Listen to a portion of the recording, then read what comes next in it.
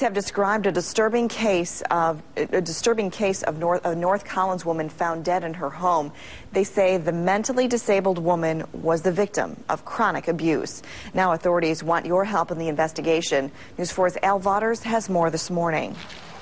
Eva Cummings charged with second-degree murder in the death of her daughter. Cummings' son, 31-year-old Luke, accused as an accomplice for pouring scalding hot water on his younger sister and assisting in her murder.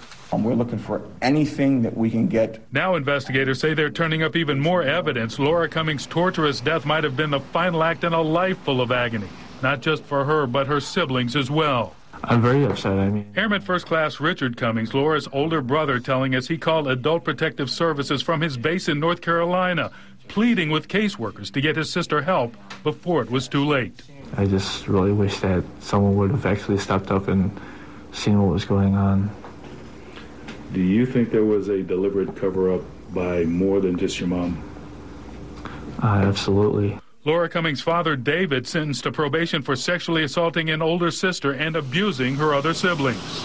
I was abusive to the kids before I left her, and I never dreamed that the abuse was carrying on. But despite Eva Cummings' family being supervised by Child Protective Services as children, later by Adult Protective Services and the courts, Laura Cummings still died a brutal and agonizing death at the hands of her mother.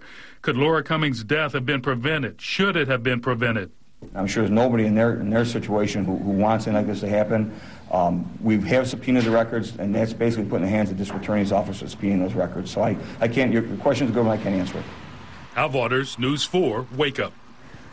If you have any information that can help detectives with this case, you're asked to call 858-2903. You'll also find that number on our website, WIVB.com.